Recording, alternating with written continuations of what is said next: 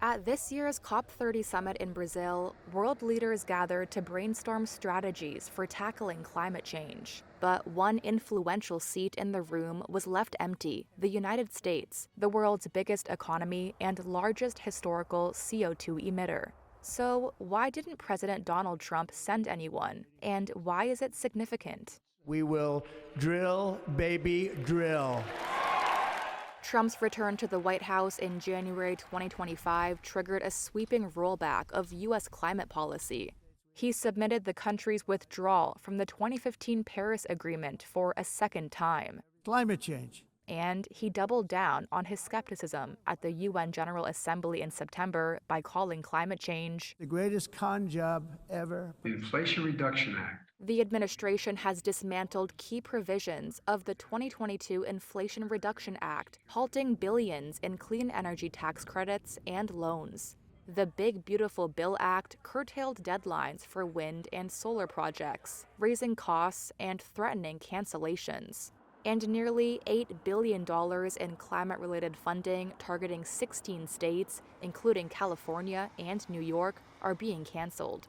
I call it liquid gold under our feet. Trump revived his energy dominance agenda by opening federal lands for oil, gas, and coal extraction and prioritizing fossil fuel incentives over renewables. The Department of Energy has also redirected loan programs toward coal-related investments and nuclear restarts.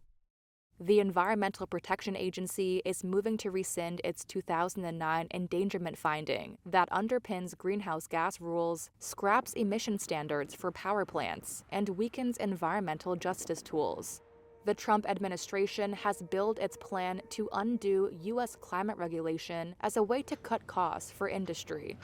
But lawmakers and trade groups say it may backfire by forcing automakers, utilities, and manufacturers into a future of regulatory uncertainty and litigation risk. Federal agencies have removed or restricted access to climate assessments, environmental justice screening tools, and disaster databases. NOAA stopped updating billion-dollar disaster data, and the U.S. Global Change Research Program site went offline.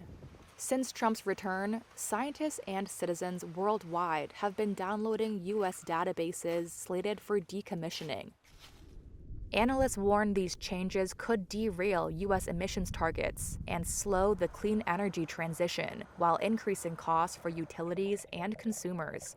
Critics say the rollback undermines climate science and public engagement at a time of worsening